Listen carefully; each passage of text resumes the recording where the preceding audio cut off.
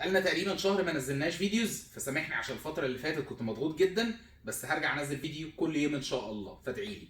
اوكي، احنا عارفين كلمة اوفيس معناها مكتب، وبتتنطق اوفيس مش بتتنطق اوفيس.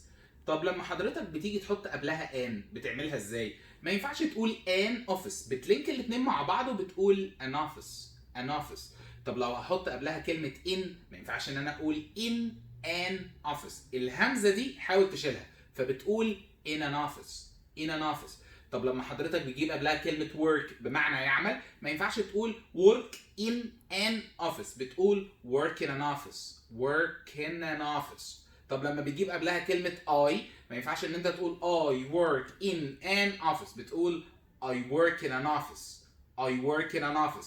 حاول تلينك دايما الكلمات ببعضها في اللغة الإنجليزية، بمعنى ان انت لو في كلمتين ليهم نفس المخرج بتاع الصوت، حاول ان انت تدمجهم مع بعض عشان الموضوع يبقى بالنسبه لك في انسيابيه وفي فلوينسي، او زي ما بنقول طلاقه في الكلام. ما تنساش الهاشتاج بتاعنا عمو يونس بتاع الانجليزي. ثانك يو سو ماتش.